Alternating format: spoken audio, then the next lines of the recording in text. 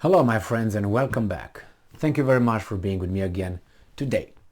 Well, we're going to discuss today the hypocrisy of United States of America in this article, exposed in Syria, of course. You know, United States of America and the European vassal states claim that, Russia violated Ukraine's sovereignty and all that. Okay, that could be the case. Of course, they went over there and crossed the border into another country. All right, I give you that. The reasons sometimes change the whole perception.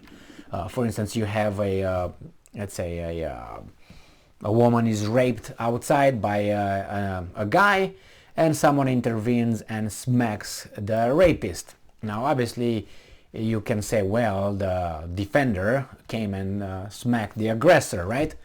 Because of the victim. That would be all legitimate, wouldn't be? I think so. So yeah, you can say that, but in this case we have another example where it's not like that. And that happens in Syria. Now, in Syria, United States has troops. I don't know why, but they are occupation troops and are stationed illegally on a sovereign territory of Syria. Syria is a recognized country by United Nations. It has its legitimate government. Bashar Assad is the president. There was a little attempt to oust him by the same guys that are using now Ukraine to do something against Russia and help some traitors oust the legitimate democratically elected government of Ukraine in 2014. So the same guys, you find them everywhere almost where these kind of things occur.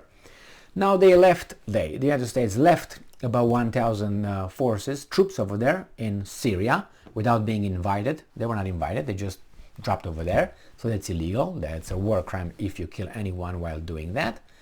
And they are making sure that they allow certain kind of people to extract the Syrian oil from the northeast part, where is 90% of the Syrian oil. So that is looting, and it's illegal, okay, by any standards.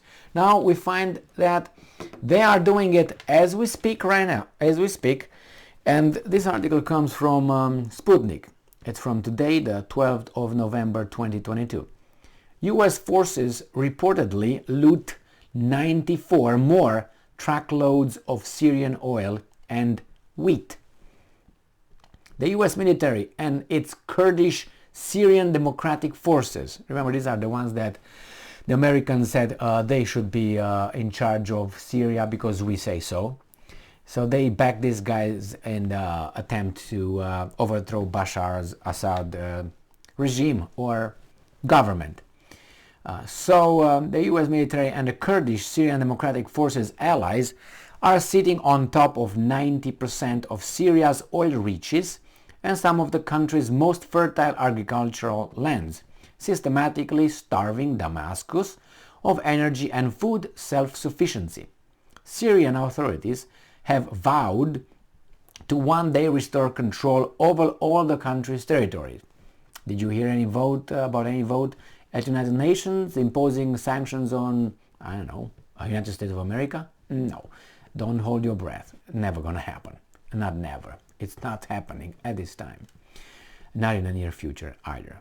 US occupation forces and their Syrian Kurdish allies have looted another 94 tankers and trucks loaded with oil and wheat, Syrian media have reported, citing local sources. I'm not saying that's accurate, but they are over there and that's what they're doing. I don't know if they're 94 tankers or they're 3,000 tankers or 5, but the process is going on. I have no doubt. They're not staying over there just to make sure that nobody else takes the oil, correct? So a convoy of 44 tankers from fields in Al-Shwaidia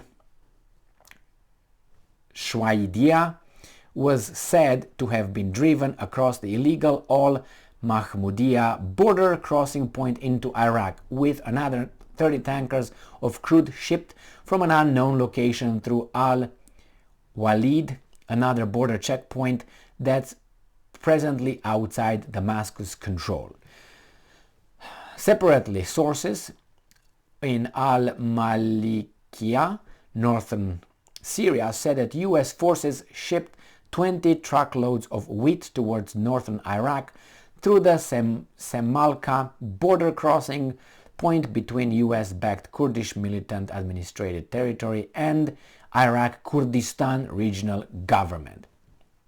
A lot of governments and territory, and you see militant administrated territory. But when the Russians the Russians in eastern Ukraine, on eastern territories of Ukraine, let's put it this way, agreed on Minsk agreements 1 and 2, have a little bit of autonomy, yeah, okay. In 8 years nothing happened. And then the brothers came and took the rapist of the victim. Syrian media reports like clockwork on the US illegal oil and food smuggling activities, with the US and its partners organizing convoys containing dozens of tankers or trucks at least once a week, and sometimes multiple times. Last week, the US reportedly shipped 43 tankers of oil in Syrian Al Jazeera into northern Iraq.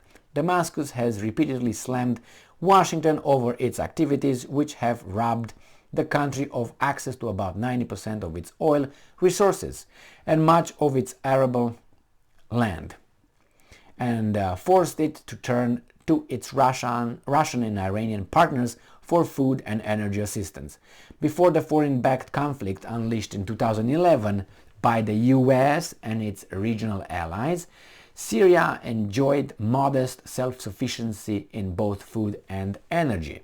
The US have kept at least 800 troops. In some reports I read 900 troops, more than, in Syria east of the Euphrates River since 2017, with the troops assigned to guard energy fields, just guard them, and to show the US's presence to prevent Damascus from simply retaking control over its internationally recognized borders. Along with the looting of Syria's resources, Washington and its European allies have also enforced a crushing sanctions regime against the nation, aimed to preventing the import of all sorts of goods, including medicines and medical equipment. The Biden administration has striven to keep its Syria policy low-key and below the radar of any media attention, ensuring that the troops it has in the country are there to prevent a resurgence of ISIS.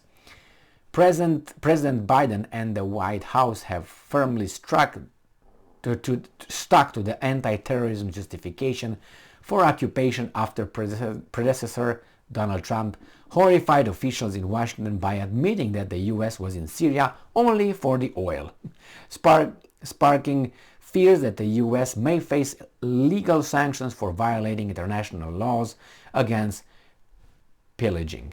Well, that's what happens, and I have no doubt that's what's happened. Don't you think that they just stay over there and guard it so nobody can get it? Yeah, okay.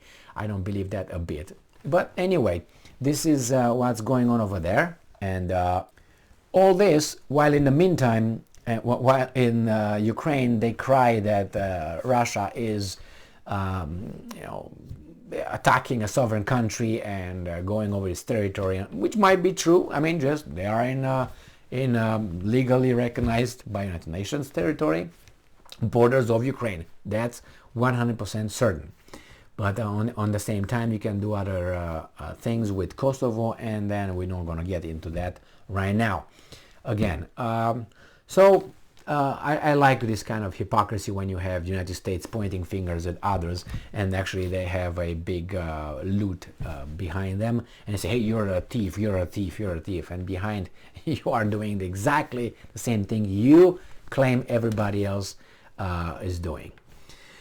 Oh, and that's the way it is. You be on attack instead of being on the defensive, and attack first, hoping that you're gonna get someone in a defensive mode and will be getting intimidated.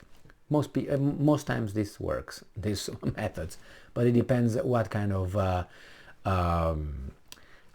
opponent you have, adversary. Well, thank you very much for being with me again today. Stay strong, stay smart, look for the truth, and be just.